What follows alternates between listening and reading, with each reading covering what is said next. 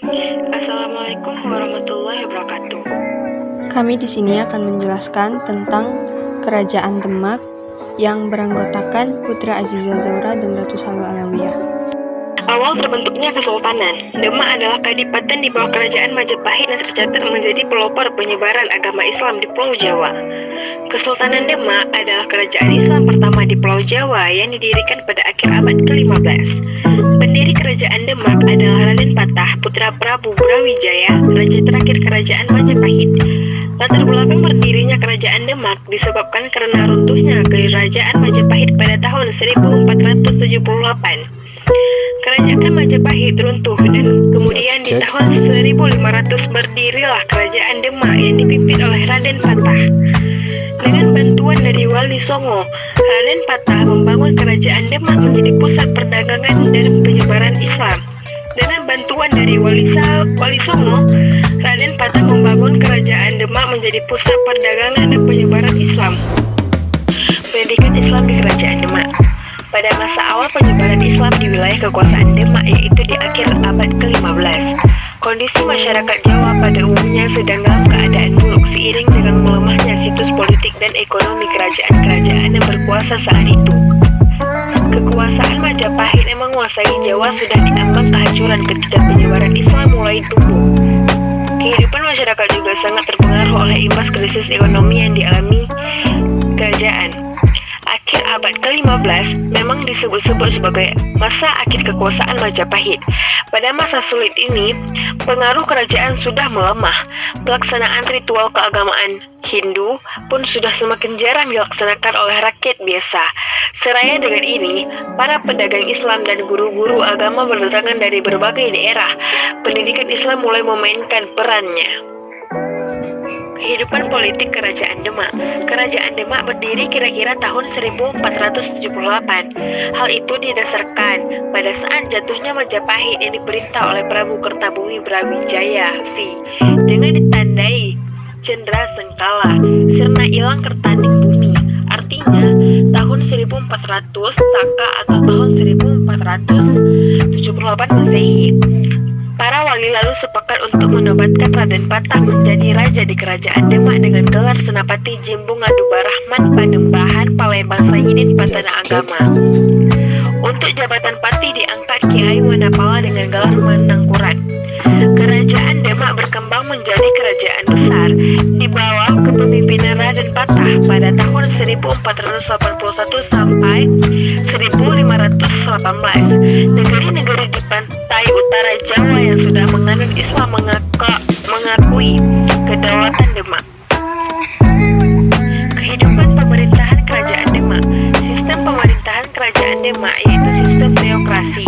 Maksudnya, pemerintahan yang dijalankan berlandaskan dengan dasar-dasar dan kaidah agama Islam.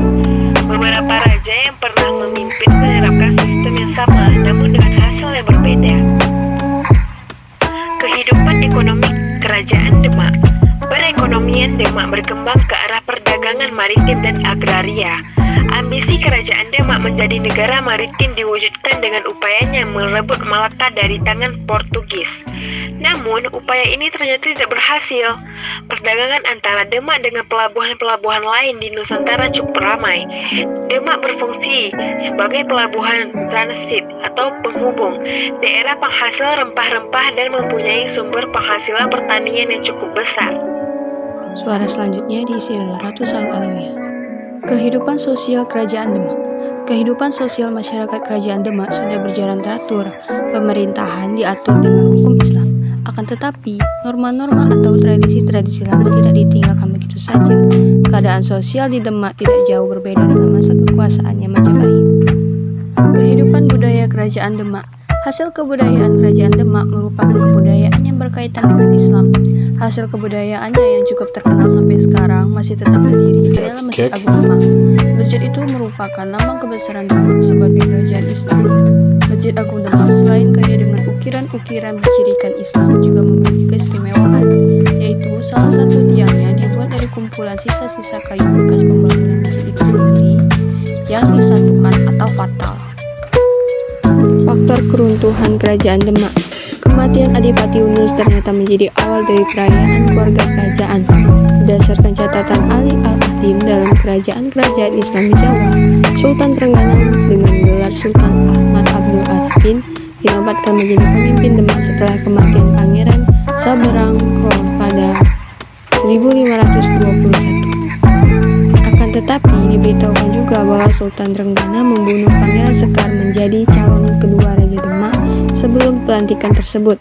Pangeran Sekar ini belakangan disebut sebagai Pangeran Sekar Sedaang Lepen karena ia meninggal di tepi sungai.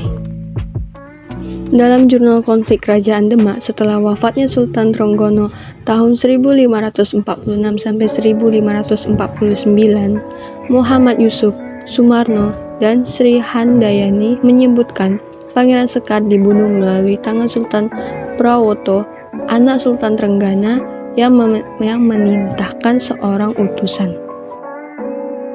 Berita kematian Sultan Trenggana tersiar pada 1546 Masehi. Menurut Hermanus Johannes de Graaf dan The Other Gother Thomas Pigwit, dalam kerajaan Islam pertama di Jawa, Trenggana meninggal karena ditusuk anak umur 10 tahun. Kejadian sebenarnya, bocah tersebut sedang menguping rapat perang dan mendapat teguran dari Raja Demak. Akan tetapi, bocah itu malah menusuk dada Trenggana dengan pisau hingga tewas. Dalam menjalankan aksinya, Sunan Kudus merekomendasikan Rangkut kepada Arya Panangsang. Pada tahun 1547, Rangkut berhasil membunuh Prawoto beserta istrinya. Akan tetapi, pembunuh tersebut juga mati di tempat kejadian perkara. Berikut adalah raja-raja terkenal dari Kerajaan Demak. 1. Raden Patah dari 1478 sampai 1518 Masehi. Kedua, Patiwus 1518 sampai 1521 Masehi. Ketiga, Sultan Trenggana 1521 sampai 1546 Masehi. 4. Sunan Prawoto 1546 sampai 1549 Masehi. 5. Arya Panangsang 1549 sampai 1554 Masehi. Berikut peninggalan Kerajaan Demak. 1. Masjid Agung Demak. 2. Makam Sunan Kalijaga. 3. Pintu Bledek. 4. Soko Guru. 5. Dampar Kencana atau tempat duduk raja. 6. Surya Marjapahit. Gambar di atas merupakan peta kerajaan dan daerah perdagangan Demak.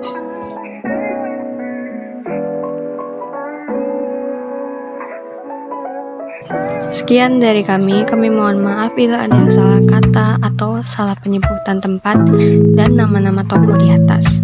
Semoga yang mendengarkan dapat memahami.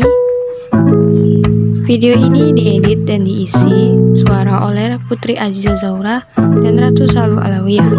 Sekian dari kami. Assalamualaikum warahmatullahi wabarakatuh. Got the kick.